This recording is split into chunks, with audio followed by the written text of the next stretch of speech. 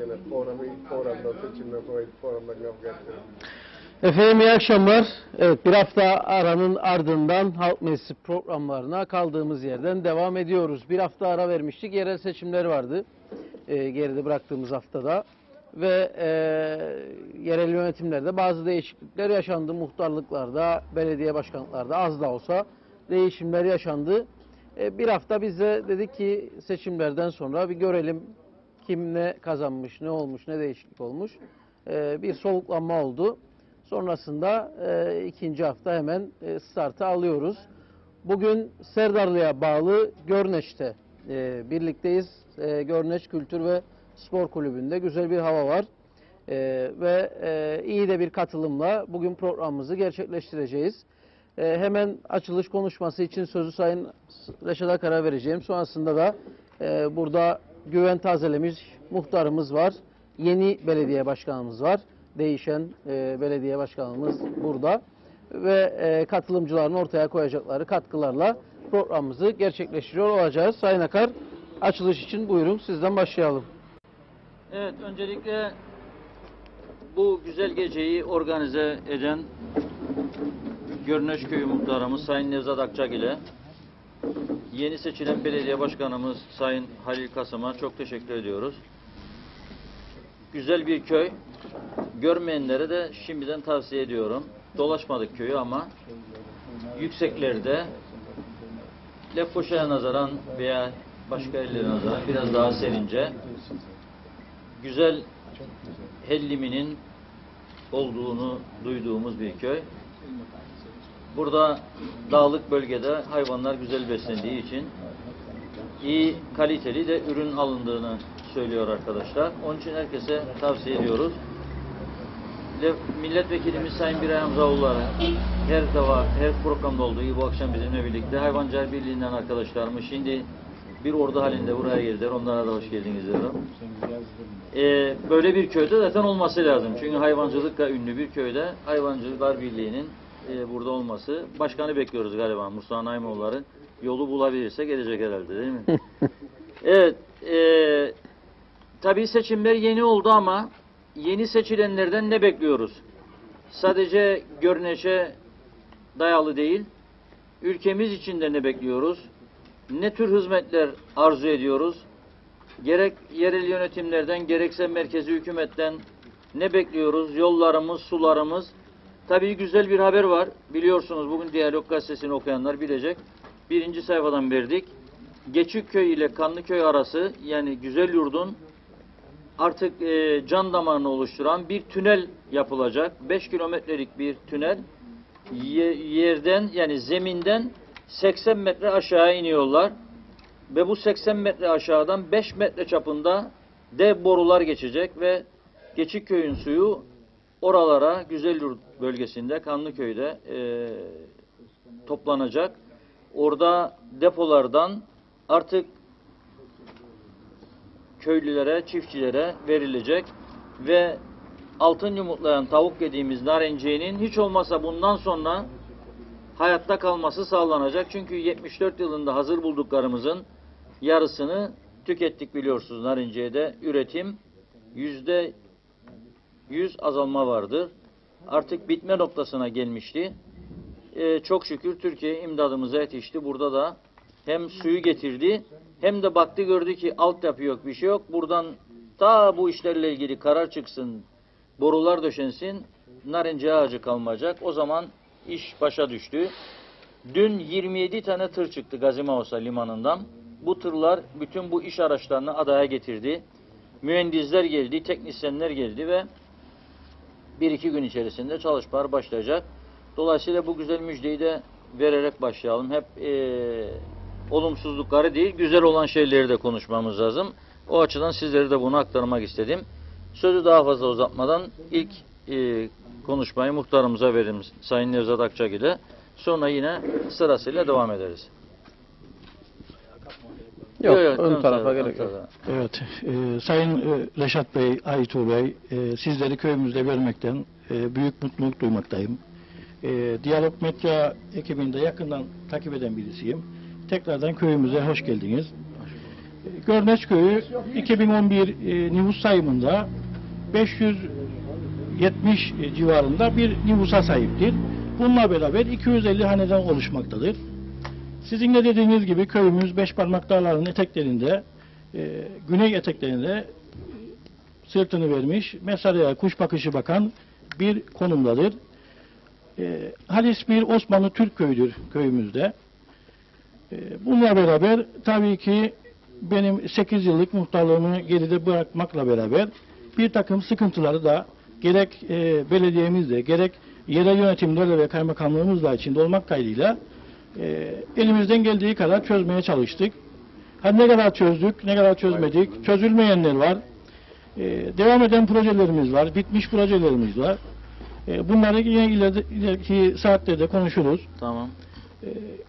Görneç Köyü çiftçilik ve hayvancılıkla uğraşan arkadaşlarımız vardır, köylerimiz vardır. Devlet dairelerinde çalışan memurlarımız vardır, emeklilerimiz vardır. Köyümüz güzel bir köy, geçinip gidiyoruz. Tabii ki hayat devam eder, yaşam devam eder. Her ne kadar sorunları ve problemleri çözsek bile bu yaşam zarfında muhakkak eksiklerimiz çıkıyor. Biz de bunların farkındayız. Aslında Görneç Köyü'nün bu program hem güzelliklerini hem eksikliklerini Ortaya çıkarmamız. görmemiz açısından da güzel bir program oldu. Belediye başkanımızın Görneç'te olması da Evet. iyi bir isabet oldu. Evet, yani biz 2008 yılında bağlandık belediyelere. Belediyelerden ne kadar faydalandık orası muamma, konuşulur, düşünülür. Fakat bir de gerçek vardır. 1 metrelik bir parkesi olmayan bir köydü bu köy. Yani Gezelim Köyü 1 metrelik parke taşı yoktur bu köyde. Yani ne yapıldıysa, yani belediye müdürümüz de buradadır, her şeye vasıftır. Muhtarlığımızın itmesiyle, kaktırmasıyla, bizim büyüklerimizin de yardımlarıyla çeşitli güzellikler kazandırdık köyümüze. Arkamızda da gördüğümüz gibi başta belediye başkanım, o zamanın kulüp başkanının katkıları, burada isim saymayayım, işte eski başkanımız Alpay Bey, işte Musa Bey Sönmezler, onların katkılarıyla modern yaklaşık 1,5 milyon TL'lik bir katkıyla ekonomik kalkınma ve işbirliğinin maddi katkılarına bu arkamızda görmüş olduğumuz güzel bir yatırımı köyümüze kazandırdık. Çok iyi. Yine köyümüz bir çıkmaz sokak görünümündeydi. Benim ikinci döneme seçilmemden sonra Görneç Alev Kayası yolu vardı. Toprak bir yoldu. Biz bunu bütün geçmiş hükümetlere ben teşekkür etmek isterim. Hiç takibini bırakmadık. Takibimizi yaptık. Gelen bakanlara derdimizi anlattık. Sağ olsun bizi dinlediler, kırmadılar. Projeyi devam ettirdik. Çok süratli geçti bu süreç. Hükümetler değişti çok. Hasbelkader bitirdik. Bugün bir salon aracınıza binip bu Görneç'ten Kuzey Sahil şeridine çok rahat geçebilirsiniz. Eksikleri var mı? Vardır muhakkak. Mimarların yapmış olduğu bazı sorunlu yerler vardır. Bunlar da zamanla herhalde düzelecek.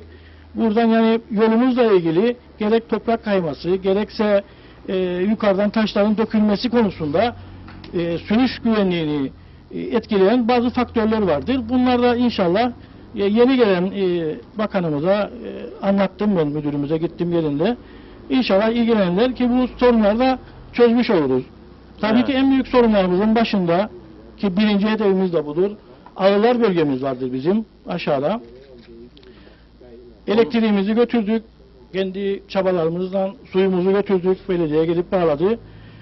Altyapısı da hazırdır. Köprüsü ve diğer aksamları da hazırdır. Sadece kaldı bir asfaltın serilmesi. Belediye başkanımız da Dağçiçeğiburnu'nda yeni seçildi. İnşallah güzel bir projeyi de bitiririz. Bu Ağırlar bölgesinin asfaltlamasıyla ilgili sorunu da çözmüş oluruz. Tabii ki bizim köyümüzün ve sizinle daha öncelerde bazı köylerde yapmış olduğumuz programlarda hemen hemen bütün köylerin sorunları aynıdır. Asfalt, ağırlar, yol, su, halka birebir temas eden bu konuları lazım ivedilikle devlet birimleri, devlet mekanizması hızlı bir şekilde geçmesi gerekiyor. Bu zincirler hızlı gitmesi gerekiyor. Bürokrasiye takılmaması gerekiyor. Yani küçük bir işi yapmak için bir memur 10 daha gelmemesi gerekiyor bu köye. Evet. Onun inancındayım ben. Doğru. Bununla beraber Bürokrasiyi hızlandırmak lazım. bürokrasi çarkı hızlı dönmesi gerekir. Bakanlıklar arası ilişkilerin hızlı olması gerekir.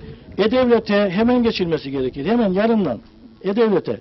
Ben muhtar olarak 2010 yılında ilk icraatımız yan tarafta muhtarlık binası yaptık. Benim muhtarlık binam ofisim içindeki teçhizatıyla beraber hemen yarından olmak kaydıyla E-Devlet'e hazırdır. İçindeki donanımla beraber. Biz muhtarlara, 246 muhtara, tabii ki biz Mamusa bölgesi olduğumuz için Doğu Akdeniz Üniversitesi'nde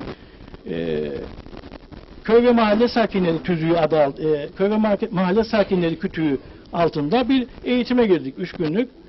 Orada da aldığımız eğitimle bu işi biz hemenden yapmaya hazırız. Bir köylüm geldiğimde Lefkoşa'ya veya diğer şehirlere beni aramasın, muhtarı aramasın veya adasını aramasın. Elektronik posta yoluyla bu işleri çözmemiz gerekiyor. Yani yapılacak çok işler vardır. Bununla beraber Sayın Başkan hoş geldiniz. Evet. Hangi başkandı? Mustafa Başkan. Bir alkışlarla Mustafa Başkan hep beraber. Evet. Evet, bununla beraber yine hemen yanı başımızda bir Kalavaç köyü var. Kalavaç köyü Lefkoşa kasasına bağlı küçük şirin bir köy.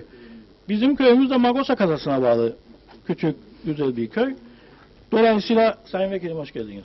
Evet. Dolayısıyla biz bu Kalavaç köyüyle kız almalar, işte gitmeler, gelmeler, bayramlarda Hep ziyade, kızarsı yoksa damat da alırsınız. damat da alırız, kız da veririk, aile bağlarımız vardır, dünürlerimiz vardır. Gitmek için 13 kilometre yol kat ederiz, hemen yanı başımızdadır. Halbuki oradan. Bu iki köy arasındaki mesafe 3 kilometre. Ben eski muhtar Ömer Bey'le de çeşitli girişimlerde bulunduk. Bütçesi hazırdır bu yolun. Sayın Başkan da buradayken Ali Karavezir'le de Değirmenlik Belediye Başkanı'yla göğüs göğüse verip ortak bir projeyle inşallah bu Görneç Kalavaç arasındaki bu yolun bitirilmesiyle ilgili bir sonuç elde ederiz. Şimdilik diyeceklerim Tamam. bu kadar. Sıra Yani- yine gelirse söz almaya hazırım. Evet. Belediye başkanımıza verelim. Bir de o başkanımız kendini tanıtsın. Alkışlarla muhtarımızı. Evet. Öncelikle hoş geldiniz. Hoş bulduk. Bu programı burada yaptığınız için ben belde halkımın adına sizlere teşekkür ediyorum. Muhtarımın dediği gibi köyümüzün sıkıntılarını söyledi. Biz tabii ki görevi yeni aldık. Yeniden başladık. Yapacağımız bayağı projelerimiz vardır. Bunları gündeme getireceğiz. Tabii ki bizim şu an ilk hedefimiz mali durumu bayağı kötü olan bir belediyeyi devraldık. Bunu düzeltmeye çalışacağız. Çünkü belediye personelimiz bile doğru düzgün ödenmiyordu. 2 günün içinde biz geldiğimiz süreden bu yana personelimizi bulduk, buluşturduk, ödedik. Onu olsun sağladık yani. Dediğim gibi öncelik belediye personelimizin özlük hakları ve maaşlarını düzgün bir şekilde ödemek, belediyeyi çalışır duruma getirmek ve hizmet vermek. Tabii ki halkımız hizmet istiyor. Yani maaş yoktu ödeyecek. Maaş yoktu geldiğinizde. Ödeyecek maaş yoktu. Sağ olsun belediye müdürümüzle beraber çalışarak iyi bir atak yaptık ve ödedik. Yani günü gününe ödedik. Borçlandınız yani. Gerekli çalışmalar yapıldı, ödendi. Yani kendi gelirimizle hızlandırdık, artırdık ve ödedik. Bu sıkıntılar sürekli yaşanan sıkıntılarmış. Biz yavaş yavaş çözmeye çalışıyoruz. Tabii yeniyiz. Halkımız da takdir edecek ki biraz süreye ihtiyacımız var bizim hizmet vermeye. Tabii ki bu süreçte yine de gereken hizmetleri vermeye başladık. Temizliktir, bakımdır. Tirmen köyünden başladık ve yani köylerin de söylemelerine göre fark ediliyor geldiğimiz. Biz elimizden gelenin fazlasını yapmaya hazırız. Ekibim ve ben çalışmaya hazırız. Bir de bu süreçte diğer belediye başkanlarımız, muhtarlarımıza hiçbir zaman bir söz hakkı vermemişti. Ben buradan hepsinizin huzurunda söz veriyorum. Muhtarlarım ve belediye meclisimle beraber çalışacağım. Onlara söz hakkı vereceğim. İnşallah başarılı olacağız. Hepinize teşekkür ederim. Sağ ol. Evet, alalım mikrofonu. Evet, söz almak isteyenlere verelim hemen. Konuşmak isteyen süremiz çünkü kısıtlı. Verimli kullanmak lazım. Evet. Buyurun, tanıyalım sizi. İsmim Mustafa Yorgancı, belediye amiriyim, Serdalı Belediyesi amiriyim. Öncelikle Diyalog Medya'ya çok teşekkür ederim bizleri ziyarete geldiğiniz için. Belediyemiz kırsal bir belediye, bölgemiz kırsal bir bölge. Birçok sıkıntılarımız vardır. Altyapı sıkıntılarımız, ağların sıkıntıları, yollar, kaldırımlar, yani birçok sıkıntılarımız vardır. Bu sıkıntıların birçoğu da 2007 yılından beri TC Büyükelçiliği katkılarıyla çözülmektedir. Sizlerin huzurunda da onlara çok teşekkür ederim. Çok yapılacak işler var beldede. Belediyecilik yalnızca çöp toplama, su verme, yani içme suyu dağıtımı ya da küçük işleri yapma değil. Daha çağdaş hizmet vermek gerekir. Parkların düzenlenmesi gerekir. Eski yolların tamiri, ova yollarının tamiri, ağıllar sorunu. Yani bu biçim birçok eksikliklerin de tamamlanması gerekir. Kültürel, sportif faaliyetlerin de ön plana çıkması gerekir. Yani dediğim gibi belediyecilik yalnızca çöp toplama ya da su dağıtımı değildir. Evet. Yani bunların da yapılması lazım. Ama güçlü bir belediye olmak lazım. Mali yapısı, idari yapısı çok güçlü olması lazım. Bu Kuzey Mesere ve diğer kırsal belediyelere baktığımızda büyük maddi sıkıntıları vardır. Bu sıkıntılar yalnızca belediyenin kendi gücüyle, halktan topladığı vergilerle çözülecek sıkıntılar değildir. Merkez hükümetimiz, kaymakamlığımız, İçişleri Bakanlığı, herkesin birlik beraberlik içerisinde onların da katkılarıyla çözülebilir. Ağıllar sorunu vardı. Muhtarımın dediği gibi şu anda Görneç ile Kalavaç arasında 5 tane ağıl var. Görneç köylülerimizin kullandığı ağıllar vardır. Kış aylarında bu insanlar bu ağıllarına gidemedi. Belediyenin gücü yetmedi o yolu tamir etmeye. Ama bir merkezi hükümetimiz de katkı koyarsa en azından birlikten güç doğar ve o yolu tamir edebiliriz. Oradaki ağıl sahipleri çıktılar buradan Görneç köyünden, ana yoldan Kalavaç'a gittiler ve Kalavaç'tan ağıllarına ulaştılar. Yani bunun gibi daha birçok sıkıntılar vardır. Parklarımızın genişletilmesi, yani birçok altyapısının düzenlenmesi, elektriklerinin döşenmesi, yani bunlar gibi birçok yeniliklerin de yapılması gerekir. Ama gerçek olan da belediyenin yalnızca gücü yetmez bunları yapmaya. Belde halkından toplanan su paralarıyla, vergilerle olmaz. Bana göre merkez hükümetimizin de destek çıkması gerekir. Bizim gibi, Serdarlı Belediyesi gibi diğer belediyelerin de merkez hükümet tarafından desteklenerek bu biçim, yani kırsal belediyelerin güçlenmesi ve halkımıza daha iyi hizmet, Avrupalı hizmet anlayışı içerisinde daha güzel işler yapacağını düşünürüm. Ağılların sorunları dediğim gibi vardır, bunlar da vardır. Personel sayınız kaç? Personel sayımız 31 kişi, başkanımızla birlikte 32 kişiyiz şu anda. Yeterli mi yoksa? Efendim? Yeterli mi yoksa birazcık fazla mı? Bana göre yeterlidir. Az personelle çok işi başarabilmektir önemli olan. Hı hı. Ve inanıyorum ki yeni dönemde daha da güzel işler yapılacak. Şu anda başkan yeni başladı göreve. Geçen hafta Perşembe günü başladı göreve. Bir takım mali konularda düzenlemeler yaptık. İdari yönden düzenlemeler yaptık. Bunun keza tekrardan araç gereç tamirleri yapılacak ve halkımıza daha çağdaş, daha iyi hizmet sunacağımıza inanırım. Evet. Teşekkür ederim sizlere Peki, de. sağ olun. olun. Evet, Meclis Başkan Yardımcımız da geldi bu arada Sayın Zorlu Töre. Ona da hoş geldiniz diyorum. Buyurun tanıyalım. Değerli misafirler, hoş geldiniz köyümüze. Hoş bulduk. Ben doğma büyüme Görneş köyünde doğdum. Ne güzel. Adım Salim Asucu'dur. 2005'te bu arkadaşımız muhtarıydı. Ahmet Şah. Ya. Dedi ki mandıralar köyden çıkacak. İlk mandırayı yerini bana verdi. Kaçtım ben 2005'te. 2 tane de mandıram var benim gene köyün içinde. Benim oturduğum ev yeni yukarı Görneş'te kalırım. Minare boyu fışkı var. Defalarına söyledim Musa Bey'e. Gelin bakın. Eski yeni başkandı şimdi bu. Eski başkanın önünde bit pire bizi yiyor. Kim isterse gelsin görsün. Minare boyu gibi. Pençiremi açamam ya ben. Pençiremi açamam fışkıdan. Yani bunlarla lütfen ilgilensinler. Teşekkür ederim. Evet. Başkanın işi zor. Pireyle bitiyle mücadeleye başlarsa Bak en sağ olun. Hafif da ben söyleyeyim bak. Hayırlı mühim olsa. Buyurun. şarkı söyledin yoksa? Evet. Bizim sorunumuz, Yakın tutun mikrofonu. Ha. Ben Enver Şah. Bizim sorunumuz bu arsaları dağıttı hükümetimiz. Tepeler, dereler, tepeler durur. Aldı adamlar ama ev yapacak, o yolları yıkacak güç yok. Yani altyapı yok. Hiçbir şey. Bizim istediğimiz budur. Bu gençlere verdik madem. Bunu hükümetlerimiz neyse yapacağı yapsın. Altyapı getirsin oraya. Yol olsun yapsın asfaltı sonra arsaları kurmak için. Yani o da yok. Gündüz gece göresiniz nasıldı. Yani o şekilde.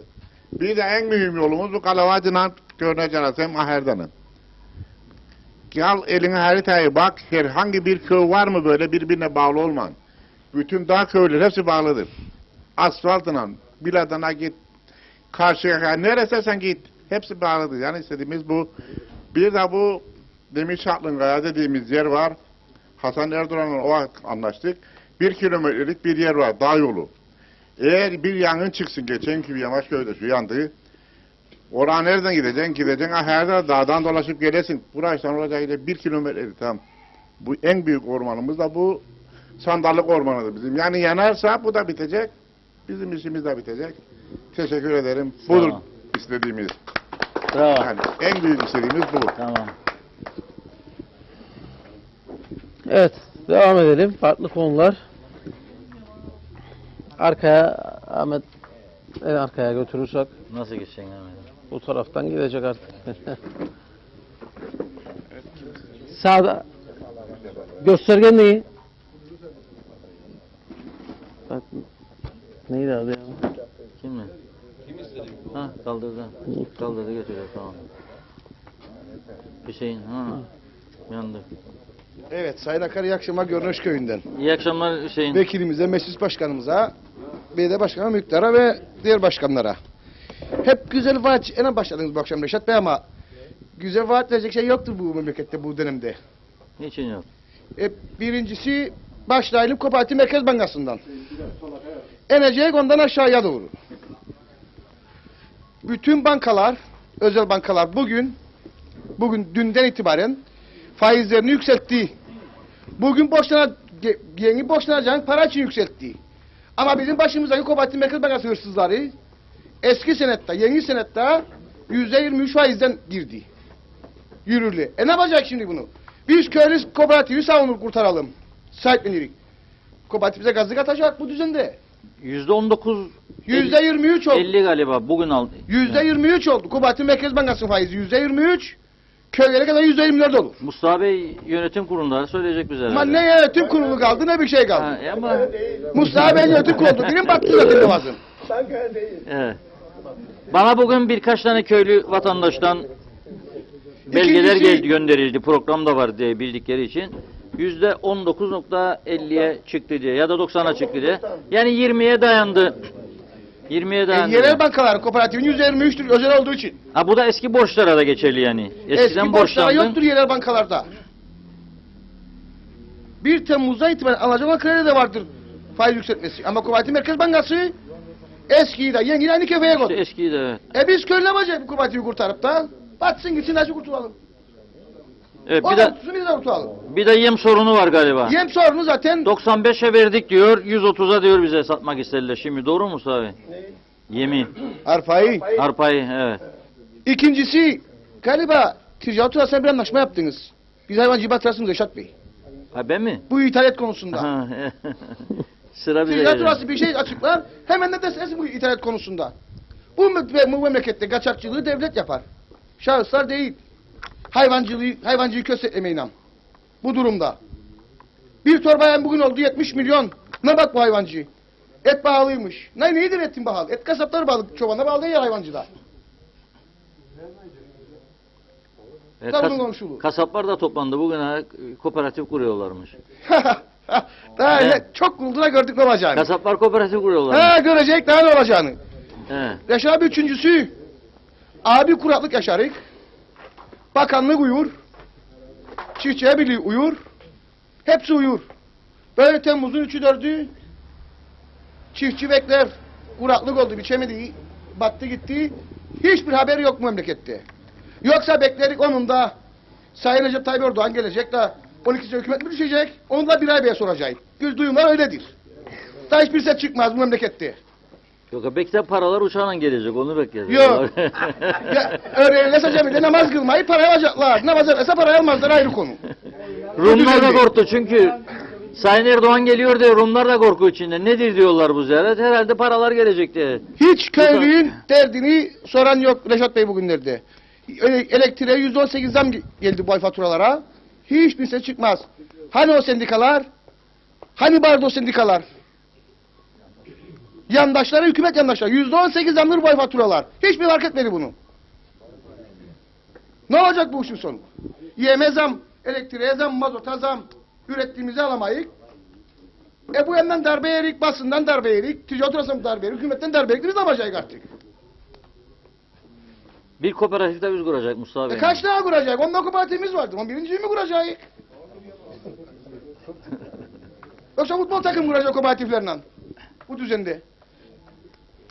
Ve teşekkür ederim. Bravo Hüseyin. Evet. Var mı? Devam edelim hızlıca. O zaman hayvancılıkla açıp devam mı etsek şeyde? Mustafa Bey'e mi geçsek? Borçlu olan Köylü- yok mu köyde? evet. Borçlu olan yok mu? Yoksa mevduat mı hep var Tamam. burada?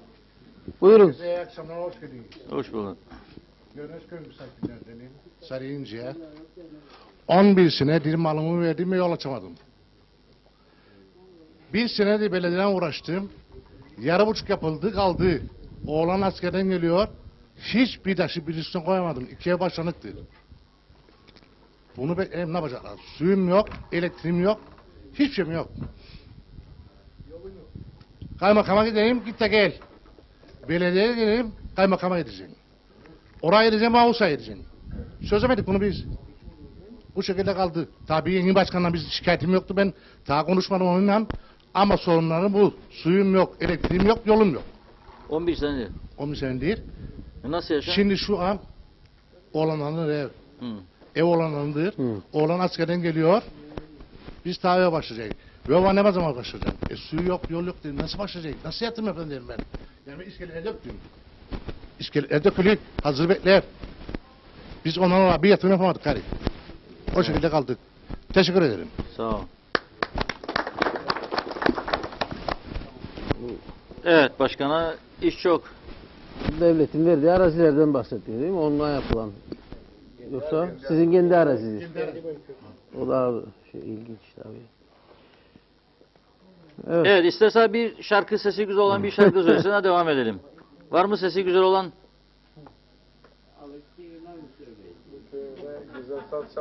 Güzel saz çalan var. Benim bildiğim gaval çalanlar vardı ama hani gavalcıya da kalmadı. Organize gelmediler onun için. Evet.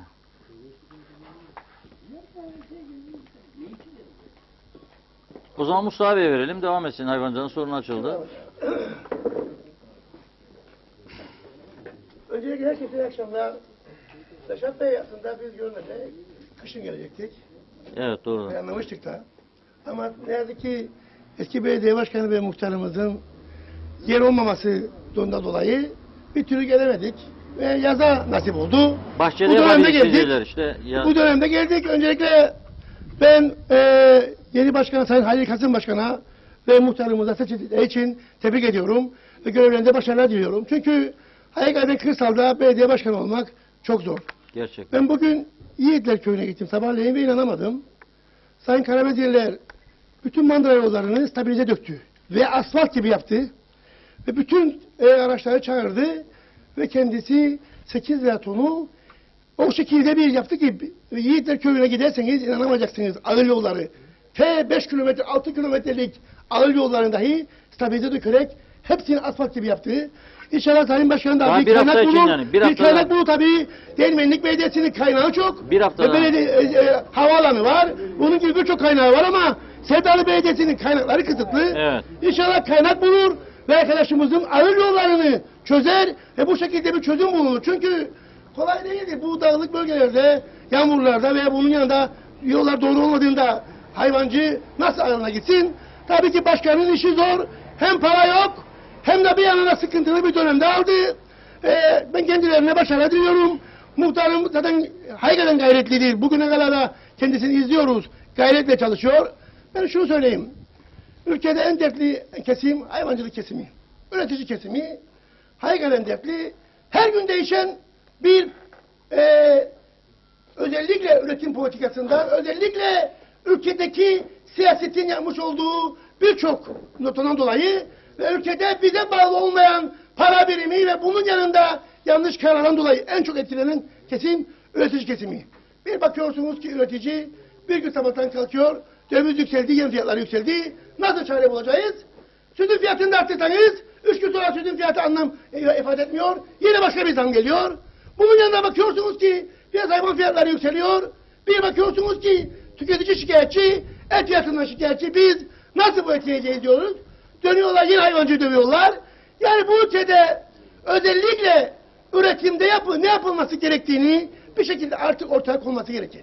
Yani biz tehditlerine, biz habire kendilerine yardım ederek bir yere varamayız. Bugün için tarımı yönetenler ve tarımın içinde olanlara biz sürekli olarak destek veriyoruz, akıl veriyoruz veya onlara tecrübelerimizi ortaya koyuyoruz ama günün sonunda bakıyorsunuz ki ben Sayın Şair göreve geldi ilk gün şunu dedim.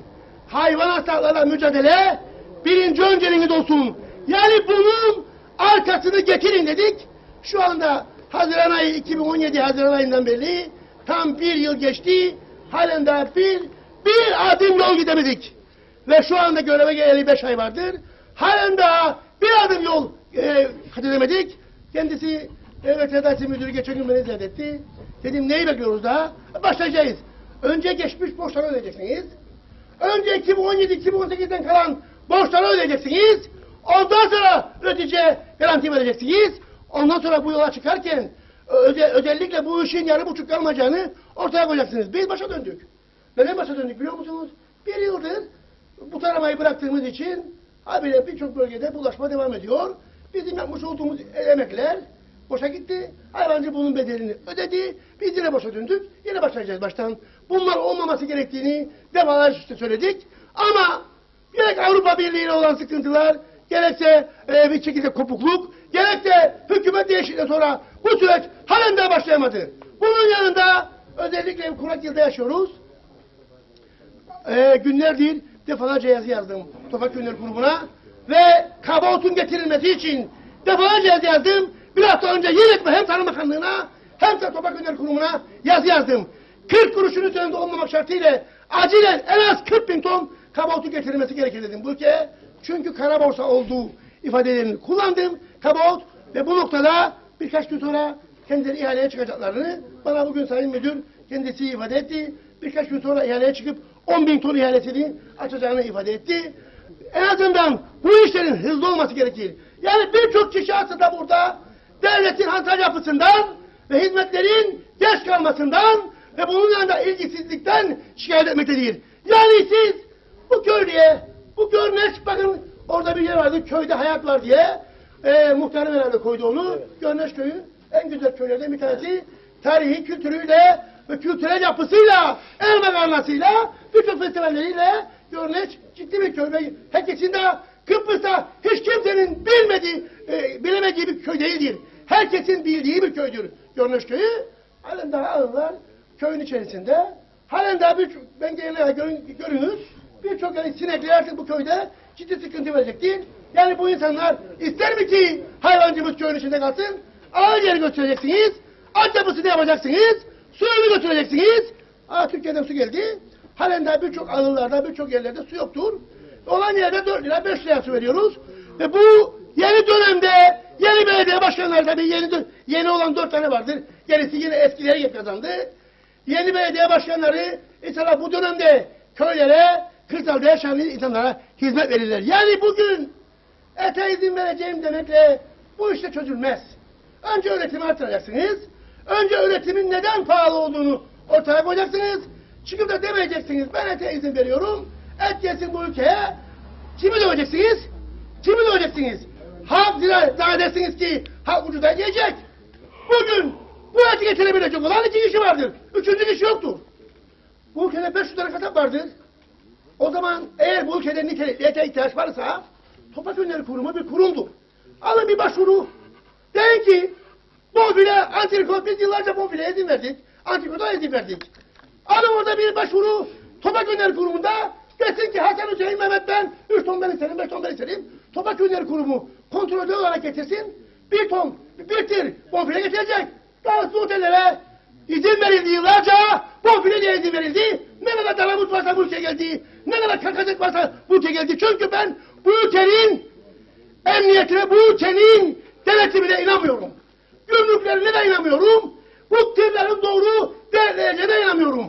Eğer siz Toprak Ürünleri acilen bu işi bonfile olarak eğer oteller istiyorsa getireceksiniz, Toprak Ürünleri Kurumu getirsin 3'er ton, 2'er ton. Denetim altında. Denetim altında. Evet. Ama biz görüyoruz ki bugün 6,5-7,5 ton et geliyor ve güvercinli çemberinde kalıyorlar. Yahut güvercinli çemberinde ne yakalan kendini? Sen bu ülkenin emniyet gücüysen niye takip etmiyorsun? Nereye gidecek bu et? Niye sen bildiğin halde madem ihbar vardır, güvercinli çemberinde kalıyorsun da nereye gittiğine bakmıyorsun ve tutulamıyorsun? Benim o zaman kafama birçok soru işareti var. Acaba diyorum başkaları da mı bu işin içinde değil diye sorgulamak lazım. Onun için ben bu ülkede hiçbir şeyin doğru yapılmadığını söylerken ve birçok arkadaşımız söylerken en önemli olay, önemli kontroldür, denetimdir. Ve bunun yanında gıda güvenliğidir. Ve bunun yanında köylünün, üretici kesimlerinin neler düşündüğünü hissetmelerini defalarca ortaya koyduk. O yüzden biz yıllardır mücadele ediyoruz. Mücadele etmeye arkadaşlarımızla birlikte devam edeceğiz. Bunları söylemeye devam edeceğiz. Bunları izah etmeye devam edeceğiz. Yerinde eylemse eylem yapacağız. Yerinde tepkide tepki koyacağız. Bizim derdimiz özellikle geçimini bu işleri sağlayan, topraktan sağlayan insanların geleceğidir. Ekmek parasıdır. Bu insanların nereye çektiğini bileceksiniz. Ona göre hizmet vereceksiniz. Ben Sayın Başkan'a ve muhtarıma tekrardan başarılar diliyorum ve teşekkür ederim. Bir soru soracağım. Şimdi ben 87 haftadır hemen hemen hep beraberiz değil mi? Büyük çoğunlukla. Arada bir soruya cevap bulamıyorum. Niçin bizde et pahalı? Evet. Hayvancı ucuz veriyor. Buna rağmen niçin pahalı? Nasıl çözecek bu işi? Tabii ki burada sadece hükümetin veya sadece diğer kesimlerin, kasapların suçu yoktur. Biz de aslında bu işe müdahil olmak zorundayız. Neden? Özellikle demin kooperatifçilik anlamında ortaya koymuş olduğumuz olay şudur. Eğer biz bir mezbahaya sahip olsaydık ve bugün direkt üreticiden direkt tüketiciye biz bunu ortaya koyup da bu mezbahada karkas halinde biz bunları otellere, restoranlara ve tüketiciye sunabilseydik ve mezbahaya sahip olabilseydik o zaman biz bu dengeyi sağlayabilirdik. Hep ne söylüyoruz? Bir kasapta 40 lira, öbür kasapta 60 lira, bir kasapta efendim söyleyeyim kuzu eti yerine koyun eti satılıyor, bir kasapta dana eti yerine inek eti satılıyor. Bunların önüne geçebilmek için önce Avrupa standartlarında bir mühüre sahip olmamız lazım. Bizim mühürlerimiz bugün değişken mühürler. Ben bunu yalan söylüyorum. Soğuk damgalı mühür koyacaksınız. Avrupa Birliği'nde olduğu gibi, Güney'de olduğu gibi bu mühürler asla değiştirilemez. Bir de tabii ki kontrol sizin elinizde olacak ve bu dengeyi Güney'de olduğu gibi ceza vereceksin değil mi? Kooperatifler sağlayacak. Ve kooperatiflerden siz bunu direkt uygulayacaksınız. Yani adam badabezine mühür vurursa ceza Çünkü görmesi bunu lazım. bakınız. Market et mühürü tutuyor ama market eti kasaptan alıyor. Market eti hayvancıdan almıyor. Kasap %30 koyar. Market de %30 koyar. Kim bunun bedelini öder? Tüketici öder. Et ne olur? Pahalı olur. Siz de söylersiniz her gün. Görüyorum sizi izliyorum. Reşat Bey, Güney'de bu fiyat, efendim Kuzey'de bu fiyat. Ama Güney'deki birçok girdileri, Güney'deki bugün destekleri de ortaya koymak gerekir. Evet. Peki yapılamaz mı burada? Yapılabilir bunlar. Yapılabilir. Evet, Mustafa Bey'e bir alkış. Bu konuyu çok daha konuşacak herhalde Kıbrıs Türk halkı. Çünkü bayram da geçti. Şimdi cepler boşaldı. 70 lira bazı yerlerde 70 lira kuzu eti. Nasıl? Kebaba da alışkın bir millet nasıl geçinecek? Evet. Var mı söz almak isteyenler verelim, hemen verelim mikrofonu. Evet. Yüksek ama çok esen bir nokta değil. Hoş Buyurun geldiniz başkanım. görmece.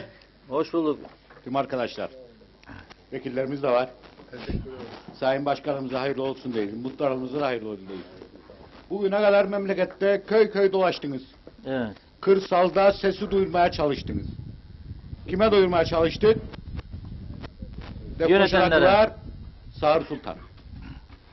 Hala daha bugün oldu çalışırlar. Üreticinin, çobanın sıkıntısını çözmek için çalışırlar. Hiçbir sivil toplum örgütünden de görüş almadan yaparlar. Ama suç bu alttadır. Neden alttadır?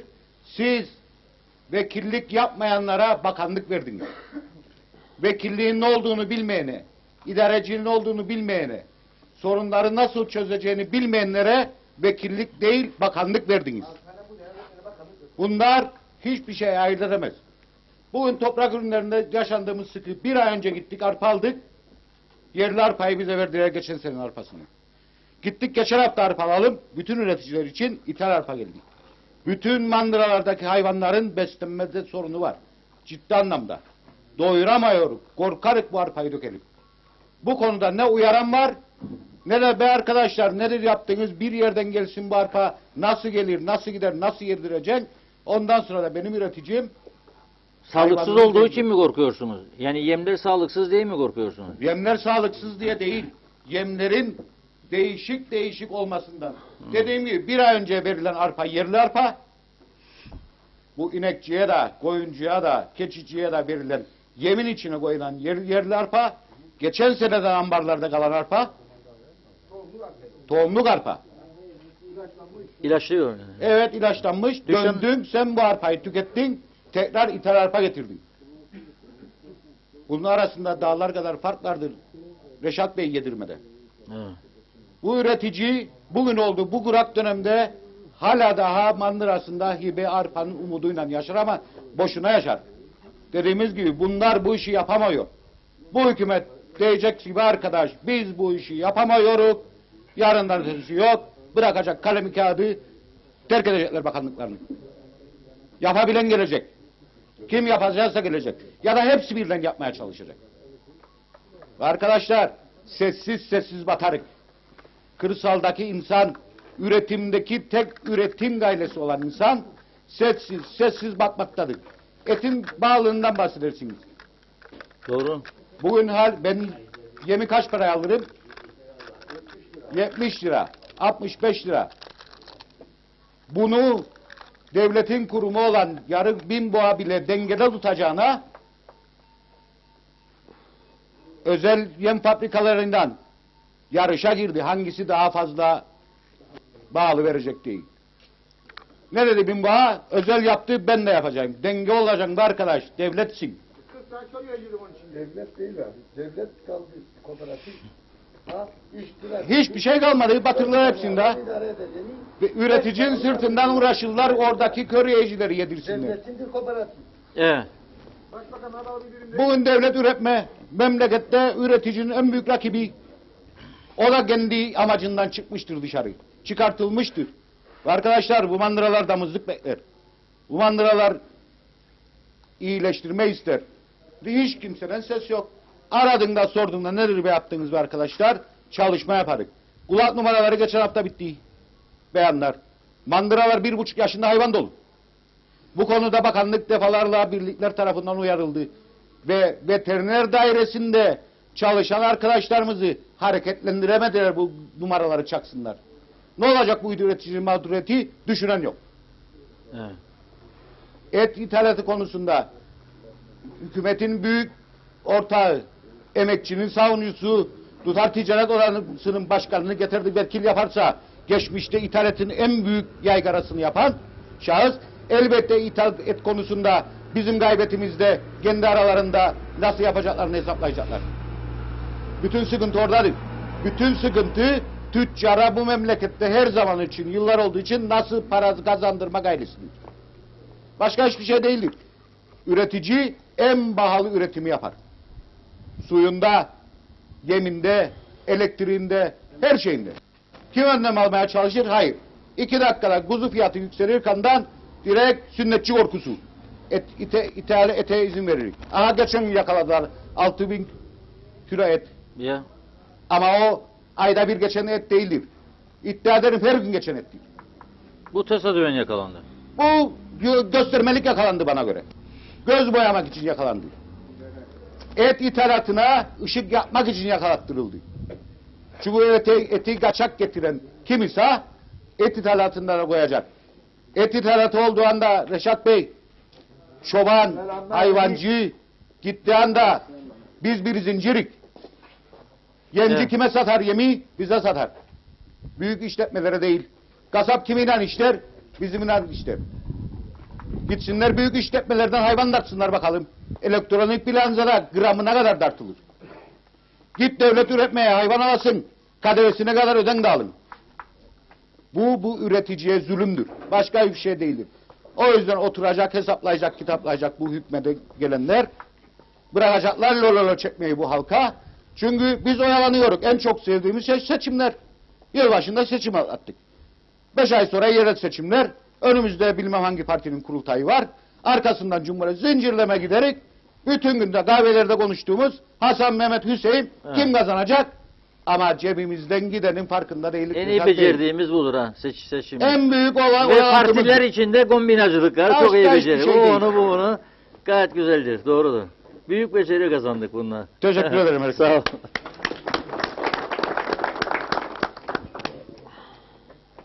Reşat Bey, buradan başkana bir çağrı yaparız küçükbaş hayvancılar. Biz bir garanti almadan veteriner kan almaya mandıramıza koymayız hiçbirinde. Geçen dönemden dilimiz yandı. Bir garanti almadan bakanlıktan, hükümetten, devletten biz hiçbirini koymayız mandramıza kan alsınlar. Biz Ne de bunun garan- çağrısını burada yapalım. Ne garantisi işte? Ele veririm malımı, tazminat alırım, 6 ay sonra onu almam. Ne vereceğim boş boşuna? Benim sermayemden gider o günde o hastalık çıkan hayvan. Sermayem düşer.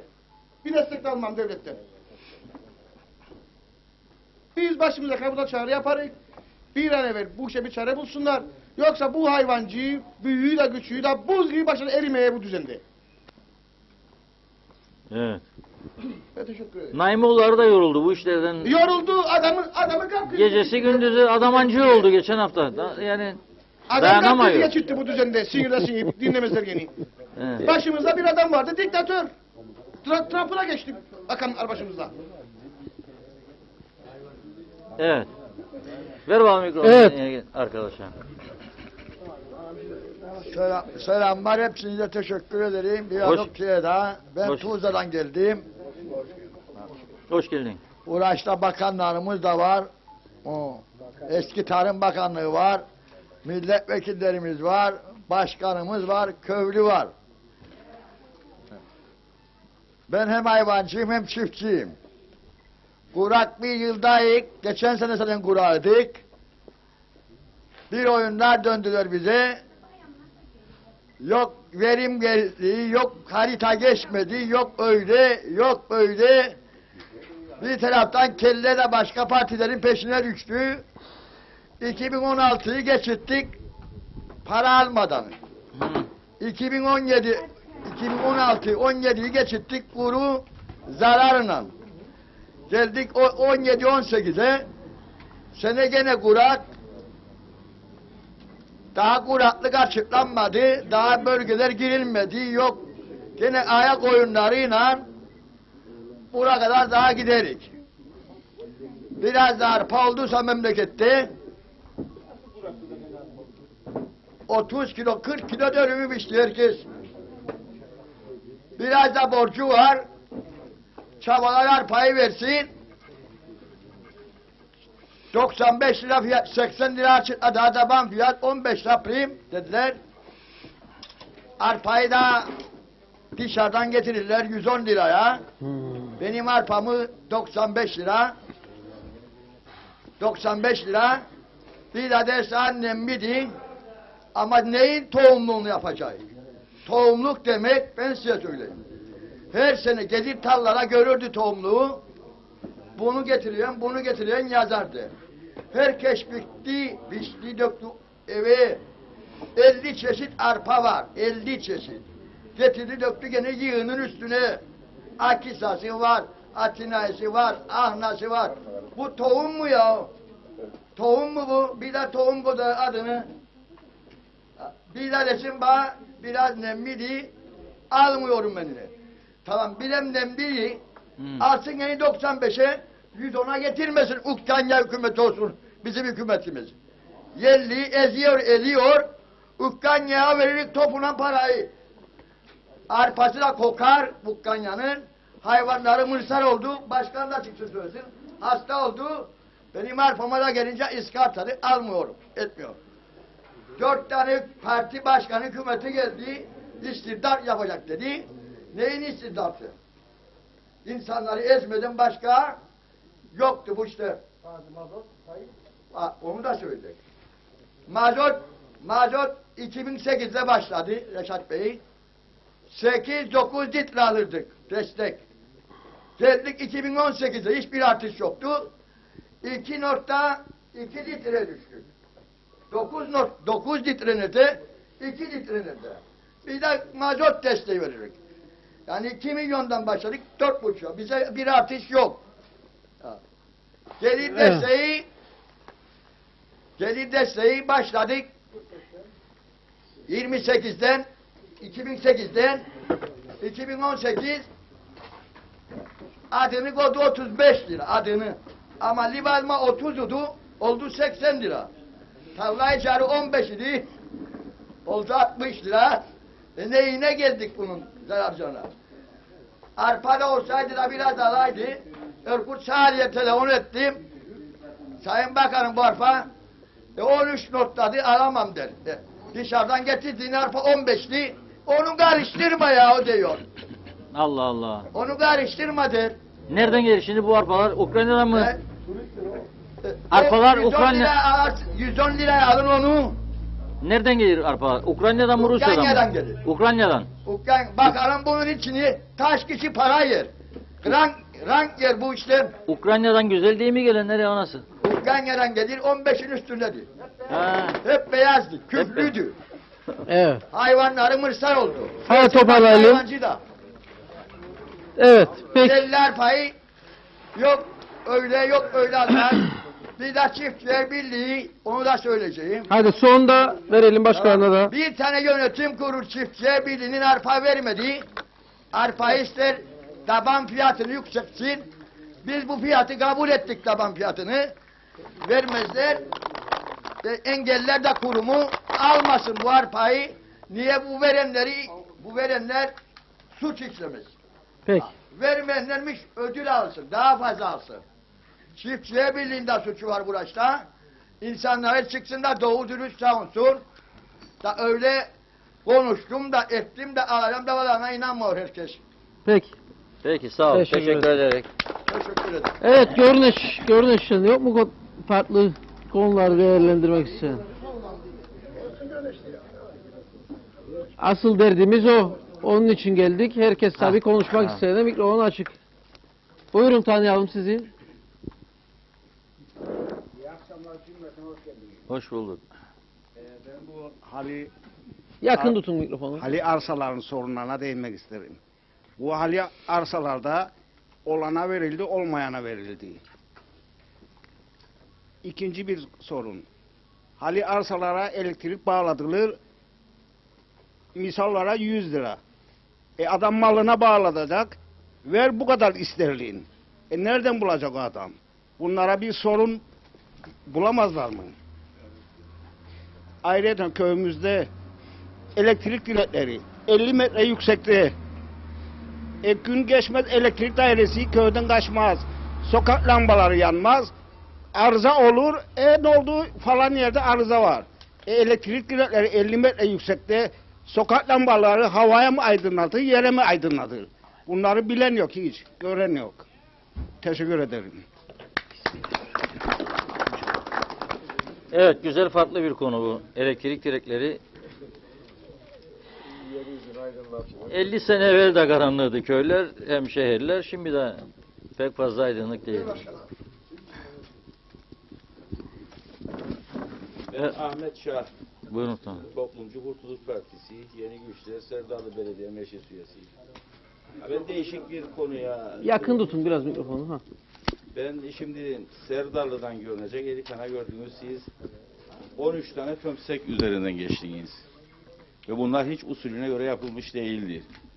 Ve belediyelere bunlar verilmiştir. Yani Ulaştırma Bakanlığı tarafından belediyelere bunların ne biçim olacağına dair verilmiştir.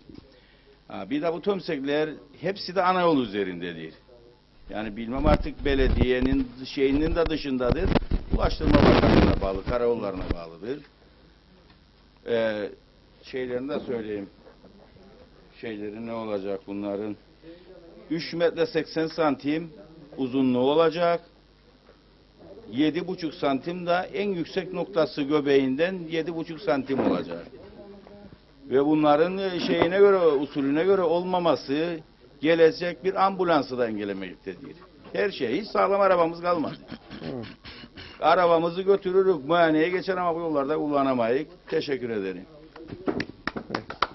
Belediye meclis üyesi olduğunuzda herhalde şimdi belki başkanla beraber bu konuları.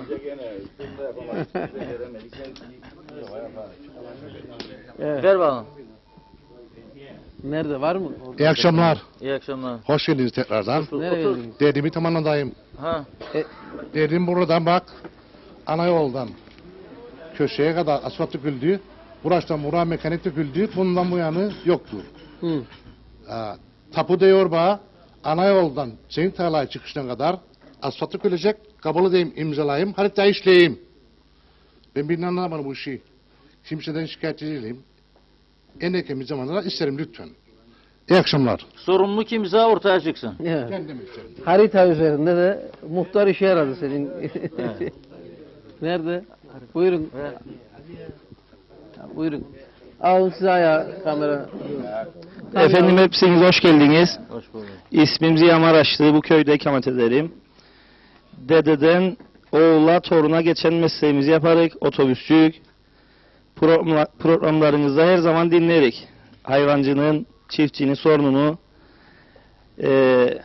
hükümetlik edenlere buradan bir çağrım olacak. Biraz da bizim sesimizi duysunlar.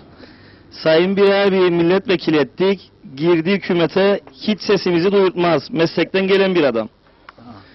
Bugün memleketin kaderi turizm taşımacılık. Yaklaşık her sene 100.000 kişi gelir. Kış sezonunda NTL diye bir acente vardır. Turist getirir. Sadece onlara hizmet etmeye başladık. Çünkü diğer taşımacılığı öldürdüler. Köylerden veya öğrenci taşımacılığı gitgide azalır. Bunun sebebi de meslek el değiştirmeye başladı. İkinci, üçüncü şahıslara geçmeye başladı. Çünkü Eylül'de başladığımız taşımacılığa biz ödemesini Ocak'ta, Şubat'ta almaya başladık. Mesela bugün Temmuz'dayız. Bizim 2 aylık içeride alacağımız vardır. Mazot pahalı oldu. Her şey lastik, makinist, her şey bağlı oldu. Bize artış yok. Bir de kesinti yaparlar bize sürekli. Kıstas getirirler. Neyse bu kıstas daha öğrenemedim. Yazacağım Google amcaya da söylesin bize bu kıstası. Sürekli bir kesinti yaparlar. Ve zor durumdayız. Yöneldik turizm taşımacılığına. Köyden koptuk. Çünkü buralarda dağdan taştan başka bir şey yok. Bir yeri görün, bir göğü. 20 gündür ben işe gitmedim. Turizmde de. Çünkü bir rekabet ortamı vardır. Sağ olsun Kemal Dürüst istediği gibi turistik izinleri dağıttı. Hatta bana da verdi 2 tane. Onu da söyleyeyim. Ama biz dededen aldık. Bu mesleği de aldık. Yani o izni de. Evet. Kendi köy izinlerimiz vardı. Adam uzmanlık yapar. Astsubaylık yapar. Devletten emeklidir. Girer bu mesleğin içine. Başlar taşımacılığa. 20 gündür ben evde zeytin törpülerim. Diş kalmadı ağzımda. Ama kime anladın derdini? 500.000 lira borcum vardı. Otobüste yatır evin önünde. Gören de zanneder bizi trilyonerik. Ama zarıncarık. Buradan devlet yetkililerine seslenirim. Vazgeçsinler artık bu turistik izinden rant sağlamasınlar. Turistik izin dağıtmayla oy toplayamazlar. Gelsinler biraz halkın içine bir abi gibi, Sayın Zorlu Töre gibi. Biraz evet, derdimizi dinlesinler. Benim şimdilik söyleyeceğim o kadar. Evet. Teşekkürler. Evet, taşımacılık konusu yoksa var mı farklı konulara değinmek isteyen, yoksa bir ay Bey'e verelim. Çünkü taşımacılık konusundan devam etsin. Değil mi? Buradan gene yaparız. Gene yaparız. Sabahlara kadar süren bir konudur yani. Ver onu vekilimize. Sabaha kadar başka sabah. Başka sabah işte. 2038'de inşallah. Herkese hayırlı akşamlar diyelim. Sayın Ziya Maraşlı bize taş atınca mikrofon elimize erken geldi. Öyle oldu. Çok sevdiğim gençlerimizden, toplu taşımacılardan birisidir kendisi. ben sözlerime şöyle başlamak istiyorum. Ah küçük krallıklar, vah küçük krallıklar diye ve bu memleketin içine edenler hep onlardır. Ya kazandı ama gene. Kazanıyor. Şimdi yalnız o değil ki kazandı. O kazanırken orada hedefimiz başkaydı. Onu anlatacak değilim. Çok yönlü küçük krallıklar hikayesidir bu işler. Ne dedi şimdi Ziya arkadaşımız? Emekli olduğu subaylıktan ve devam eder. Ne yapar? Otobüsçülük yapar. Ziya fukara sosyal sigortaya her ay 800 TL para yatıracak. 137,5 lira yakın doğuya taşıyacak. 190 liraya da Milli Eğitim Bakanlığı'na taşıyacak. Dokundu biraz da damarıma bastı Ziya. Çünkü bu meslek ben gerçekten hastası olduğum bir meslek. Çok sevdiğim bir meslek. 32 sene yaptığım bir meslek. Çok çocuk taşıdım. Bir tanesi de benim kalp doktorumdur şimdi. Tamam mı? Yani ayrıyeten zevk ve haz duyduğum bir meslek. Peki bunu yıkan kimdir? 5 yıldan beri milletvekili olan bir Hamzalıları. Neyse ben bir iki tane mesaj geldi bana. Önce onlardan başlamak isterim. Bir tanesi bu köyden geldi. Tabi arkadaşlar söylemedi, ben söyleyeyim. Sütleri diyor gelip buradan almaz sütçü kimse. Serdarlı'ya götüreceksiniz, getireceksiniz der. Buradaki hayvancılar da dermiş ya köyün ana yoluna getirelim, yok dermiş. Yokuş çıkamaz herhalde. Bilmem. Birinci vitesi yoktur herhalde. Bu birinci sorun. Söyleyeyim. Bir ikinci sorun. Hani arkadaşlar der, şimdi geçen defa Sayın Şahali 5 ay 29 günde gitti. Keşke gönlüm arzu ederdi biz Ulusal Birlik Partisi ile hükümetlik yaparken ki sağduyulu Ulusal Birlik Partililer bunu kabul eder. Bu toplumun sorunlarına köklü çözüm bulmak için mücadele etmek gerekir. Ama şimdi arkadaşlar 7 kişi başkanlık için yarışır. Nedense bu başkanlık bilmem. Şimdi biz ayrıldıktan sonra Genel Tarım Sigortası Fonu 2016 yılında gayri yasal biçimde borçlandırıldı. Ve 2016 yılı ek bütçesi 2017 ve 2018 yılı bütçeleri yapılamıyor. Bu nedenle hayvan tazminatları ödenememektedir. Ne yapsın yani Erkut Şahali? Çıksın bir atsın sırf UBP'nin bazı vekilleri yahut da bakanlık yapmış bazı arkadaşları Hüseyin'e tetikçilik görevi yapar diye. Hayır, biz ne dedik? Ne demek umut yok? Çalışır yaparız. Çalışıp yapacağız. Ama ne zaman yapacağız? Şubat, Mart, Nisan. Nisan'dan sonra yani ben öyle kabul ederim. Bırak herkesler 100 gün geçti bilmem ne geçti. Bütçeyi geçirirken ben bilirim neler çektik, nasıl geçirttik. Yani saatlerce hızlandırılmış bir şekilde falan. Kaldı ki bu bütçe Ulusal Birlik Partisi'nin bütçesi. Dolayısıyla bu sıkıntılar daha devam etmektedir ve edecektir daha. Neden? İşte söylediğim gibi. Ah küçük krallıklar, vah küçük krallıklar diye. Ve halen 2016 yılı bütçesi aylık 1/12 oranında kullanılmaktadır. Ne istersiniz ya, ama ne istersiniz? Hızlanalım. Biz de isteriz hızlanalım.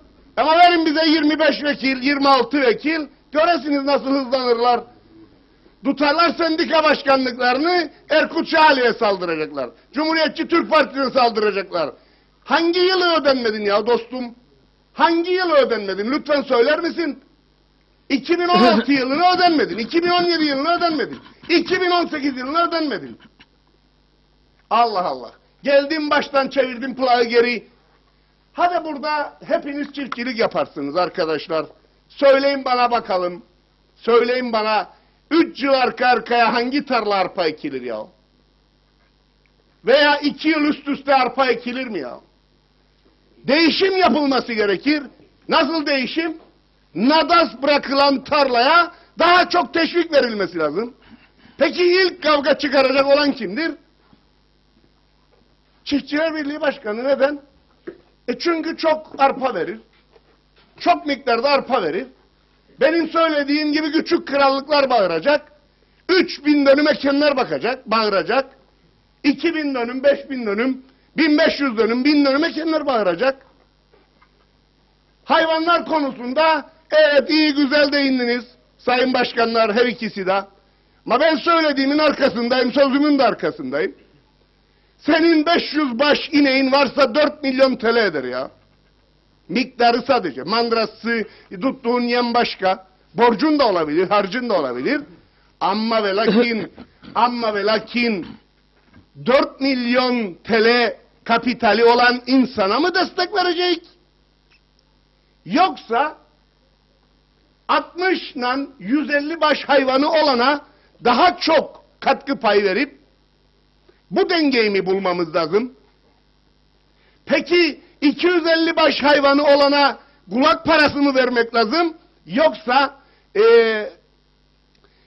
bir mandıra, yani uluslararası bir mandıra yahut Avrupa Birliği'nin uygun gördüğü bir mandıra mı? Onun projesini mi yapmak lazım? Bunları tartışması lazım sendikaların. Para vermen. Herkes aynı türküyü söyler. Para vermen. Tartış. Ziya Maraşlı neresin ya? O satın aldığı 300 milyona bir otobüs giderken yolda çarptı kendini. Kim ödeyecek yani? Yoktur ya öyle bir şey. Biraz da kendisi ama bedava yaşamak. Ya ben 1500 dönüm tarla ekersem benim hiç tarlam yoktur ha. Kimse de yanlış çevirmesin. Ne alacağım ya? Ben öyle bir derdim yok. Öyle bir şeyim yoktur ya. Benim öyle bir derdim yok. Ama 1500 dönüm tarla eken, Mesarga'da 1500 dönüm tarla eken arkadaşlar, söyleyin bana kaç para kuraklık parası alır. Siz söyleyin, ben söylemeyeceğim. Siz söyleyeceksiniz. Bunun için kendi kendinizi sorgulayacaksınız. Sandıklara gitmeden. Tetikçilik yapmaya devam etme be Hüseyin. Otur rayında rahat. Anladın? Ha. Dolayısıyla arkadaşlar bu bir şey söyleyeyim mi size? Dayısıdır, amcasıdır fark etmez ya. Hüseyin'in dayısıdır. Bilirim, sesini tanırım. O doğru yoktur dayı. Doğru Cumhuriyetçi Türk Partisi'nin kendi başına iktidara gelmesidir. Buna da karar verecek olan sizlersiniz. Teşekkür eder, saygılar sunarım. Evet, Zorlu Bey'e verelim. Bu arada bir şey daha söyleyeyim. Yeni seçilen her iki arkadaşıma da tebrik eder, başarılar dilerim. Benim size nacizane tavsiyem bir üniversiteyle bir anlaşma yapın. Bu yukarı Görneç köyü vardır. Yine bu Ziya Maraşlı'nın söylediği NTL grubu vardır. Biraz önce çan seslerini duyardı Mustafa Atamel'in keçileri. Benim sevgili dostum, seçilmeden evvel en son gün tanışmış olduğum dostum. Yani burada bile, keçiler burada sabahleyin gelirseniz Reşat Bey erken, sabahleyin öyle yayılarak gelirler çan sesleriyle, çok tatlı bir ses ve gelirler burada yemlenirler. Akşama kadar burada kalırlar, akşam yemlendikten sonra gene bir çan sesleriyle yukarı ormana giderler. Bu köyün güzel bir simgesidir.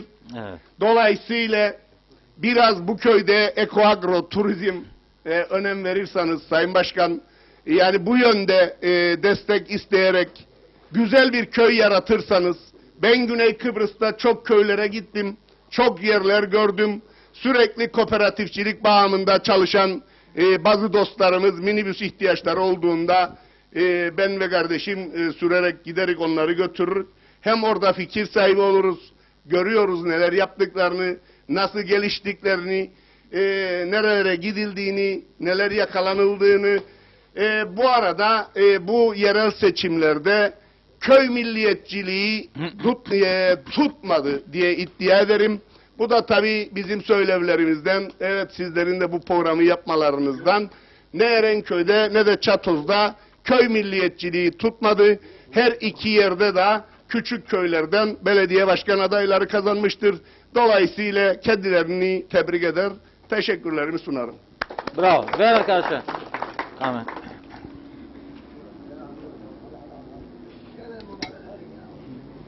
Bilal Bey dedi, çok sevdiği şeydi dedi, taşımacılık. Önce ona söyleyeceğim, ondan sonra bilirim sırayı. Bölümde arkadaş dedi, bir arabası vardı. 40 tane arabası olan var, 10 tane arabası olan var. Onlara ne yapmazlar el? Da sevdiği bir de arabaları sever. 30 tane, 10 tane, 20 tane arabası olanlara görmüyorlar. Daha bir tane arabası olan çiftçilikten dedi 1500 dönüm dedi.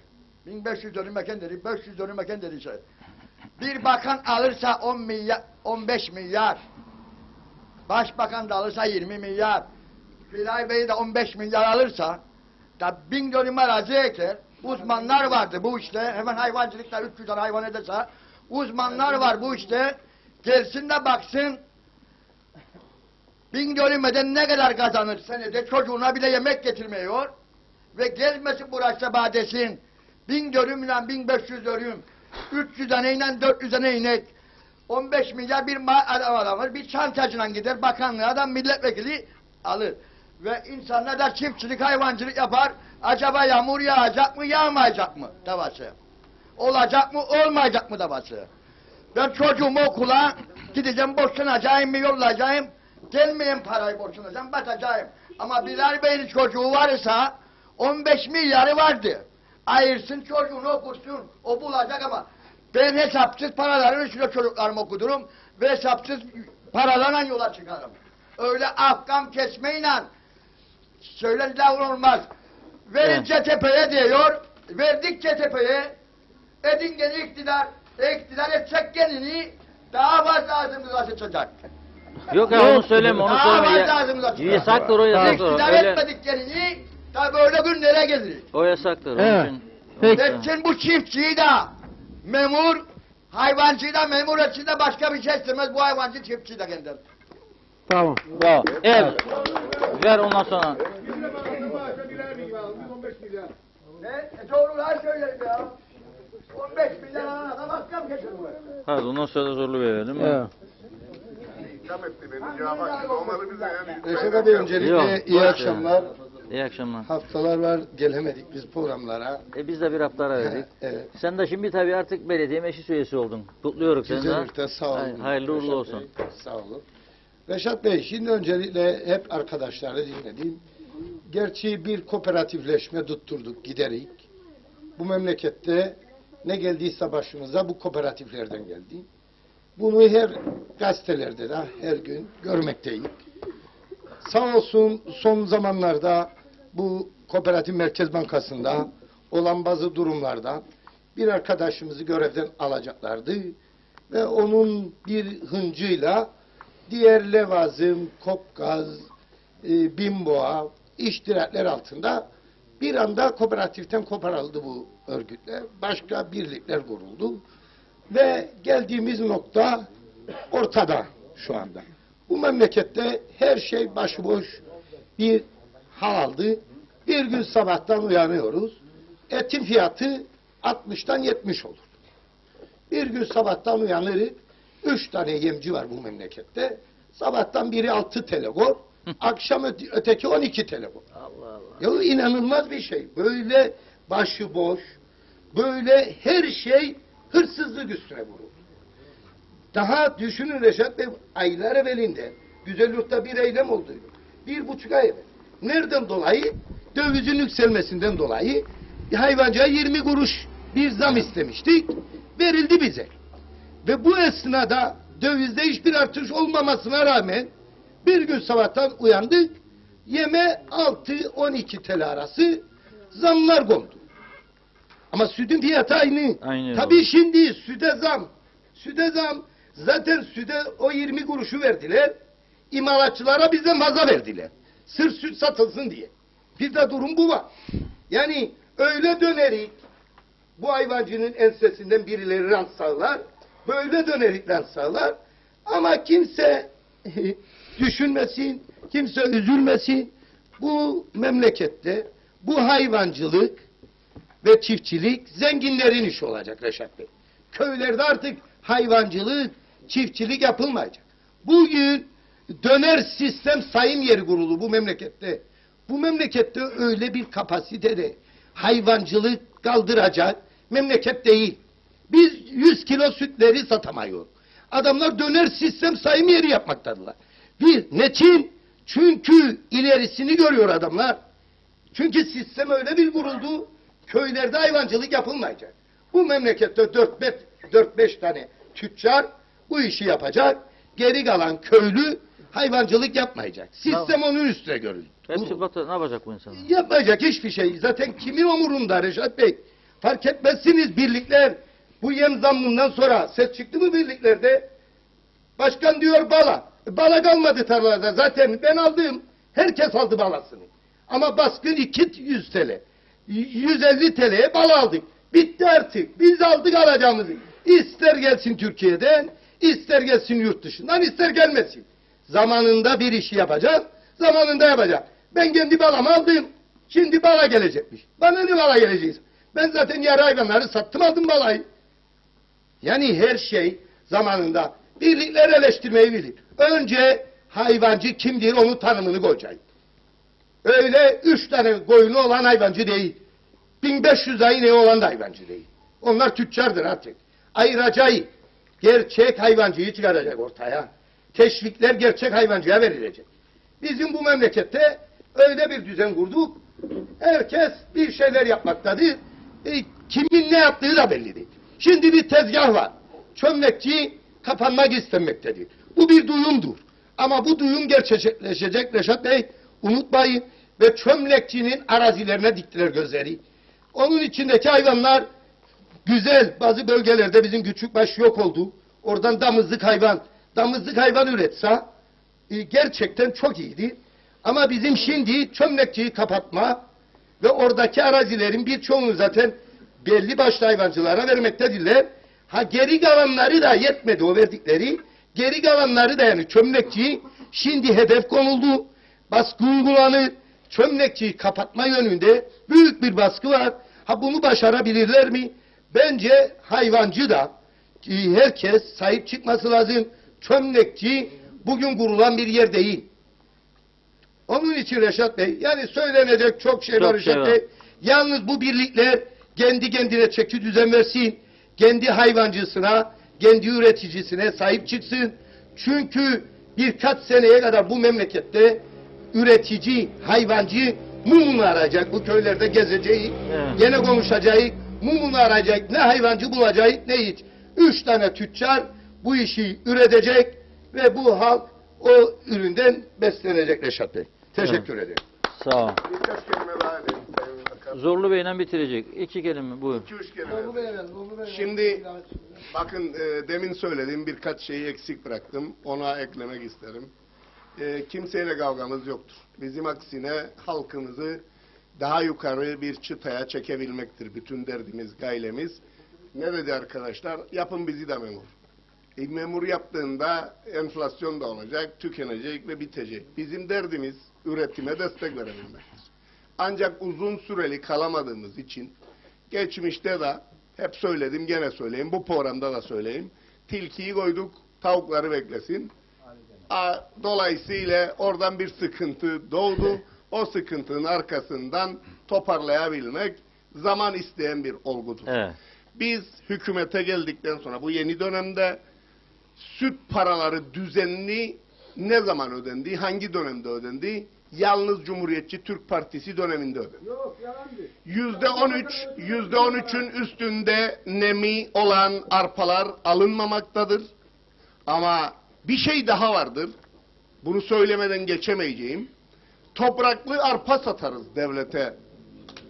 O yüzden diyorum işte ah küçük krallıklar, vah küçük krallıklar. 6500 kilo. Yapacaksın onu galiba. Ya şimdi yapacağım ben yapmayacağım. Sen yapacaksın Hodri Meydan gibi. Bir şarkı yapacaksın. Ah dede vah dede şarkısı var. Onun gibi yap böyle bir şey. Bak demin bir şey söyledi arkadaşlar. Çok güzel söyledi. 6500 ton madem ki et vardı o arabanın içinde bir anons geçeydin de bir sivil aracı da kaydın peşine ve nereye götürdüğünü da tespit edeydin.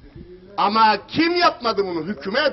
Yani Tufan Erhürman'ın haberi vardı da yani buna gerekli müdahaleyi yapmadı. Bunu kim yaptı? Polis teşkilatı yaptı. Neden yaptı? Gitmeden sahibine yakalanması gerekirdi. Yok ki Cumhuriyetçi Türk Partisi'dir bunun suçlusu. Cumhuriyetçi Türk Partisi değil mi arkadaşlar?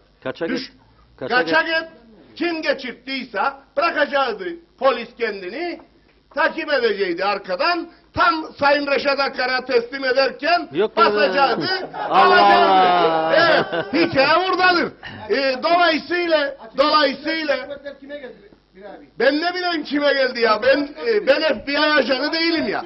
Ben 32 yıl otobüs şoförlüğü yapan, sonra da halkı tarafından onay gören ve ikinci dönem milletvekili hem de 2864 oy farkıyla ve daha çok bir sorumluluk altına sokulduk ve dolayısıyla bunu yapmaya çalışıyorum. Bu arada toplu taşımacılık 24 saat bile yetmez onu tartışmaya. Bir akşam saat 10'dan sonraki bir programda Tartışalım, sabaha Ziya'yı kadar. da beraber, Tamam. ben de Ziya da, hatta babası Ayhan da beraber üçümüz gelelim.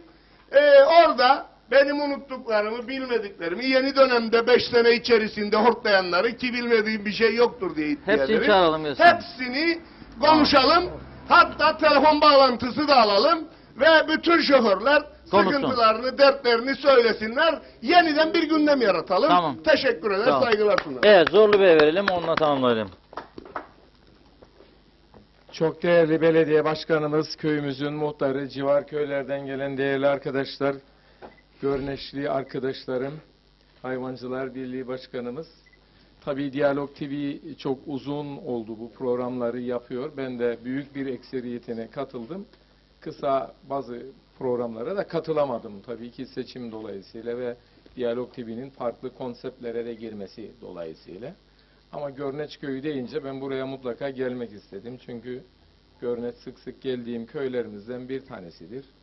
Benim Tarım Bakanlığı dönemimde de ilgilendiğim, yakından ilgilendiğim bir köydü o zaman. Ova yollarının açılması dolayısıyla Nevzat Muhtar'ın çok büyük gayretleri ve çabaları olmuştu. Şimdi tabii ki öncelikle tabii bu köyde 3 tane şehidimiz vardır ama 2 tane de bir yılın içerisinde trafik kazasında hayatını kaybeden ve ulaşım sektörüyle uğraşan 2 tane değerli arkadaşımızı da kaybettik. Trafik kazasında kaybettik. Dolayısıyla hem bütün o şehitlerimize rahmet diliyorum hem de bu son 1 yıl içerisinde trafik kazasında köyümüzün ileri gelen 2 tane arkadaşımızı kaybetmekten dolayı da üzüntülerimi ifade etmek istiyorum ve onlara Allah'tan rahmet diliyorum. Çünkü acıları çok daha tazedir. Ailelerine de ve köylülere de sabırlar diliyorum. Tabii Görneç Köyü çok kırsal bir kesim ama hepimizin bildiği bir köydür. Burada üretim yapılıyor, hayvancılık yapılıyor, çiftçilik yapılıyor. Türlü türlü sorunlar da vardır. Küçük ve orta ölçekli işletmeleri devlet daha fazla desteklemelidir. Büyüyen işletmelere olan teşvikleri mutlaka azaltmak lazımdır.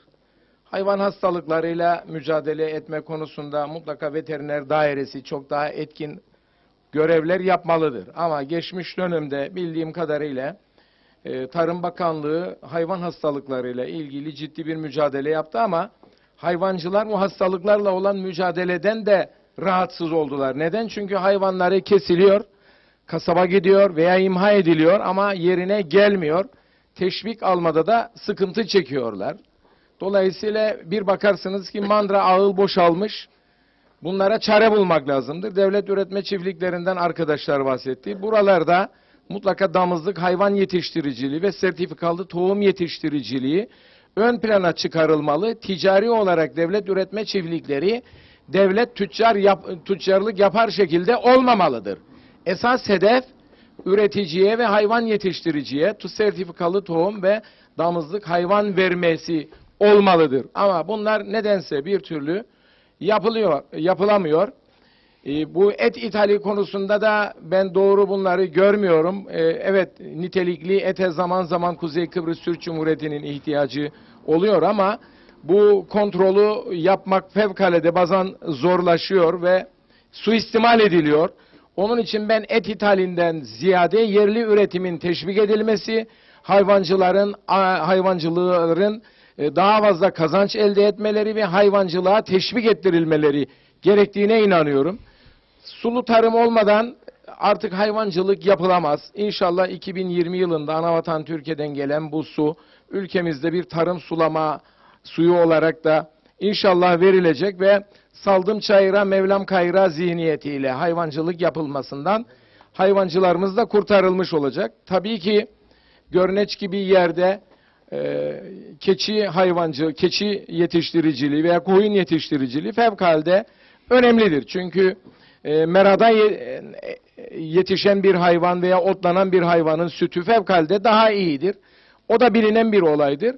Ama mutlaka hayvancılık, hayvan hastalıklarına karşı mücadele etmeyle ancak ileri götürülebilir.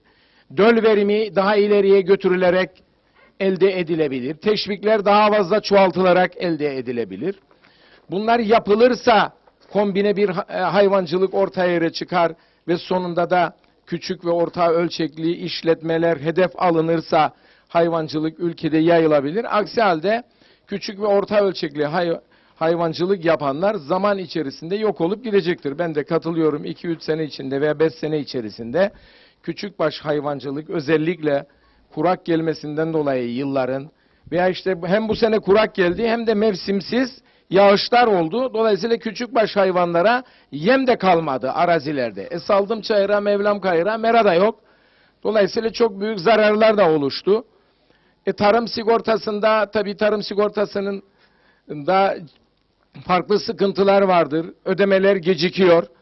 Ama şeye katılmıyorum. Yani sanki kendileri hiç iktidarda bulunmamışlar gibi geçmişte. Sanki şimdi 5 aylık geçmişte bulunmuş. 5 aylık da şimdi hükümettir. Onun için bir şey yapamaz. Halbuki bu ülkenin en önde gelen insanları da Tarım Bakanlığı'nı farklı partilerde yapmıştır. Sayın mesela Ferdi Sabit Soyer hem Başbakanlık yaptı hem Tarım Bakanlığı yaptı. Sayın Özkan Murat hukukçudur. Tarım Bakanlığı yaptı. Dolayısıyla Sayın Önder Sennaroğlu yıllarca Cumhuriyetçi Türk Partisi'nde Tarım Bakanlığı yaptı. Ama sanki Cumhuriyetçi Türk Partisi hiç hükümete gelmemiş gibi 25 milletvekiliyle iktidara geldi. Yani çok büyük bir ekseriyetle ve Tarım Bakanlığı'nı da tuttular. İçişleri Bakanlığı'nı da tuttular. Yani kırsal kesimle ilgili olan bakanlıkları yıllarca kendileri yönettiler. Ulaştırma Bakanlığı'nı da tuttular. Ama sanki kendileri hiç iktidara gelmemiş gibi, hiç bu bakanlıkları tutmamışlar gibi bakıyoruz, sadece bir suçlama yapılıyor. Bu doğru değildir. Tarım sektöründe ve kırsal kesimde meydana gelen sorunları hükümetler ve muhalefet el birliğiyle çözümlenmelidir. Bakın ben ayırmıyorum. İster iktidarda Cumhuriyetçi Türk Partisi olsun, ister Ulusal Birlik Partisi, ister Halkın Partisi, ister Demokrat Parti, kim isterse olsun muhalefetle işbirliği yaparak, birliklerle işbirliği yaparak, üretici birlikleriyle işbirliği yaparak bu sorunları çözmemiz gerekir. Ama teşvikler zamanında ödenmezse, bunlar verilmezse, üretim pazarlanamazsa burada büyük problemler meydana gelir. Bugün tabii sabahleyin televizyonda izledim tabii. Ülkemizde bu kadar bal üretiliyor, bu kadarı elde kalıyor. Bu kadar da ithal edilen bal vardır. O rakamlar yanlış. Rakamlar yanlış idi. Ben de rakam onun için söylemedim. Ben o kadar olmadığını, evet, ben o kadar olmadığını bildiğim için sadece elde bal kalıyor. Onu ifade ettim. Rakam ifade etmedim. Çünkü o kadar üretim yoktur. 700 bin ton. Ama neticede Türkiye'de 115 bin tondur. Bir yıllık bal üretimi. Tabii. 80 milyonda. Bizde de 7 tondur herhalde. Ama neticede bizim ülkemizde de fazladan bir üretim bal vardır ve elde kalıyor. İşlenen bal vardır, işlenemeyen bal vardır ve elimizde kalıyor. Dolayısıyla biz iç piyasada da bu balı tüketecek formüller geliştirmemiz, sanayileşmemiz, endüstrileşmemiz gerekir. Bu konularla ilgili ifade etmek istedim. Evet. Tabii mesela ithal bala ben zamanında 2 TL kilo başına fon koymuştum. Yerli balı destekleyelim diye. Yerli bal ithali azalsın diye. İthal edilen üzümü ve zerdaliyi bile ithal edilen zamanda, üzüm ve zerdali zamanında anavatan Türkiye'den gelmesini bile ben o zaman yasak koydum. Neden? Yerli üretim desteklensin diye. Bunları cesurca alacaksınız. Ama ben bunları mecliste dile getiririm. Ama ticaret odasının bugünkü başkanı ki milletvekili oldu, şiddetle karşı çıkıyor. Serbest pazar ekonomisi diyor. İthalat yapılacaktır diyor, gelecektir diyor. Yerli üretim eğer başaramazsa diyor, bunu rekabet edemezse diyor, kapatacaktır şeklinde yaklaşım sergiliyor. Bu doğru değil. Bugün Avrupa'da da, Amerika'da da, Türkiye'de de yerli üretimi desteklemek için çeşitli tedbirler alınıyor. Bizde de alınması gerekir. Hele burası aday ekonomisidir. Nüfusumuz bellidir. Gelen giden turist bellidir. Bundan dolayı da yerli üretimi desteklemek için her ne gerekirse yapılacaktır. İthalata karşı da tedbir alınacaktır. Yerli üretimin teşvik edilmesi için teşvikler de artırılacaktır. Hastalıklarla mücadele, zararlılarla mücadele daha fazla gerekirse daha fazla yapılacaktır. Genetik bakımından sertifikalı tohum yetişecekse yetiştirmemiz lazımdır. Devlet bu işe öncülük yapması lazımdır. Damızlık hayvan yetiştirilecekse genetik yönünden döl verimi ve süt verimi yönünden veya hem döl verimi hem süt verimi ikisini birden taşıyan, özellikleri taşıyan hayvan ırkları yapacaksak bu ithal edilebilir. Damızlık hayvan ithal edilebilir. Hayvancılara verilmek şartıyla. Küçük ve orta ölçekli hayvancıları desteklemek maksadıyla ifade ediyorum. Evet. Çünkü büyük ölçekli hayvancılarda damızlık yetiştirme sorunu da yoktur. Sıkıntısı da yoktur. Çünkü onlar büyümüşlerdir. Veteriner doktorları da vardır. Zooteknistleri de vardır. Büyük çiftçilik yapanların da kendilerine göre özgüvenleri vardır. Dolayısıyla küçük ve orta ölçekli iş yerlerini, işletmeleri daha fazla düşünmek lazımdır. Kıbrıs konusuna gelince bakın Recep Tayyip Erdoğan 10 Temmuz'da Kıbrıs'a gelecek. Rum tarafındaki Mavroyannis çağrıda bulundu. Kıbrıslı Türkler ayağa kalkmalıdır diyor. İsyan etmelidir diyor Türkiye'ye. Bir başka Rum çıkıyor diyor ki göbek bağınızı Türkiye ile kesiniz diyor. Ama bakarsınız kendi içimizde de bazı tipler çıkıyor. Göbek bağımızı Türkiye'yle keselim şeklinde yaklaşımlar sergiliyorlar. Bunlar doğru değil. Türkiye bizim ana vatanımızdır. İyi ki anamız vardır. Nereden geldiğimizi biliyoruz. Evet Kıbrıslı Türk'üz ama hepimiz Anadolu'dan geldik. Ana vatandan geldik. İyi ki ana vatanımız vardır. Ana vatan varsa yarınlarımız vardır. Türk ordusu bu adada güvenliği sağlıyorsa bizim güvencemiz vardır. Özgürlüğümüz vardır. Dolayısıyla Rumlar kendilerine baksınlar. Biz kendi devletimizde yaşamaya devam edeceğiz. Türkiye'de bizim anavatanımızdır. Evet. Ve anavatan Türkiye'nin Cumhurbaşkanı'nı büyük bir heyecanla burada bekliyoruz. Gelsin. Gelsin. Bekliyoruz. Evet. Ve kendisini buradan şimdiden selamlıyoruz. Evet. Görneş köyünden bu da Beşparmak dağlarının yamaçlarından Sayın Cumhurbaşkanı Recep Tayyip Erdoğan'a buradan selam gönderiyoruz. Bir an önce sizi bekliyoruz bu topraklarda diye. Peki. Çok sağ olun. Evet. Ekleyeceğim bir şey var mı muhtarım? Peki. Oradan uzatırsanız. Hadi bitirelim muhtarım. Başkan da isterse ekleyeceği bir şey varsa olur.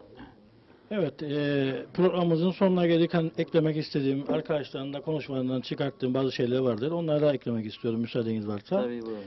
Şimdi bu programı Sayın Bakanımız Erkut Bey muhakkak takip ediyordur. Ben takip ettiğinden de eminim. Kendisinden talebim şudur. Yarın sabahtan gerek müsteşarına gerek hayvancılık dairesi müdürüne talimatını versin.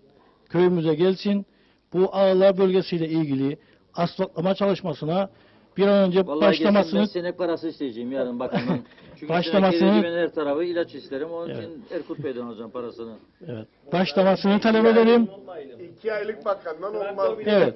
2 yıllık bakandan talep etmeniz gerekir bunları. Yani pardon ama. Gelsin müsteşarı, müdürü görsün yerinde bu Ağrılar bölgesi yolumuzu muhakkak bir proje dahilinde tamamlamasını istiyoruz. Bizim hükümetlerle işimiz yoktur. Bizim devletle işimiz vardır. Bunu da bize devlet yapacaktır. Sayın Zorlu Bey'in de söylediği gibi yanı başımızda devasa bir Türkiye Cumhuriyeti vardır. Ben geçen hafta da bir ziyarette bulundum. Şehitler Diyarı Çanakkale'ye gittim. O bölgeyi gezdim. Çok şeyler gördüm, öğrendim. Lise çağında okuduklarımı gerçek olarak, canlı olarak yaşadım. Dolayısıyla bize Türkiye her türlü projemize destek vermeye hazırdır. Yeter ki proje gitsin. Kırsal kesim arsası, az önce amcam kırsal kesim arsalarından bahsetti. Benim 8 yıllık dönemde 2 defa kırsal kesim arsası dağıtımında bulunduk. Yerel yönetimlerle istişare içerisinde ve tamamen hak sahipleri alacak şekilde bunlar oldu. Yasalarda eksiklik var mı? Vardır. ben milletvekili değilim, gideyim yasayı düzenleyeyim. Muhakkak yasalarda eksiklik vardır ve kırsal kesim arsalarındaki aksaklıklarda vatandaşlarımız Yasak biliyor. gelmesi lazım. Evet. Yasak altyapı olmadan dağıtıma yasak gelmesi lazım. Her seçim çünkü çekiyoruz bunu. Evet. Bütün bölgelerde aynı sorun vardır. Köyümüz hali arazi dağıtıma uygun bir köydür. Dolayısıyla devletimiz de uygun gördüğü için böyle bir dağıtıma gittik. Tabii ki bunlar bedava değildi bu arsalar. Altyapılarıyla ilgili ödenekleri vardır. Bizim köyümüz yanılmıyorsam 3500 sterlinlik bir miktar yatırıp sözleşme karşılığı projesine başlayabilir. Ama bu hak sahibi gençlerimizin başlaması için verilen yerler şu an tepedir. Bunların düzeltilmesi gerekir. Taburutları ölçülmüştür. Bir tek istediğimiz bir kepçedir, bir şirodur. Gelip bize bu yerleri düzeltsin. Biz de gençliğe diyelim ki buyur evini yap, köyünden göç etme, yerinden yurdundan göç etme. O güvenceyi vermemiz gerekiyor devlet olarak ki bu gençlik köyünde kalsın ki göç olarak hiç yoktur köyümüzde hemen hemen. Köyümüzü genç tutuyoruz, gençliğimizi köyde tutuyoruz. Vesileyle ben tekrardan tüm katılımcılara, bizi ekran başında izleyen izleyicilerime, Görneş köyümüzden selam ve saygılarımı iletirim. Diyalog Medya grubuna da çok teşekkür ederim. Sağ olun. Evet. Peki. Evet, böylelikle bir halk meclisi gecesini daha tamamlamış oluyoruz. Bugün, bu akşam Görneş'teydik. Güzel bir program oldu. Hem köyün sorunlarını konuştuk hem hayvancılık konusu derinlemesine irdelenmiş oldu. Haftaya farklı bir bölgede Karşıyaka'da olacağız kısmetse. Bir aksilik olmazsa oradan tekrar o bölgenin insanıyla o bölgenin sorunlarını konuşmaya çalışacağız. Herkese iyi akşamlar.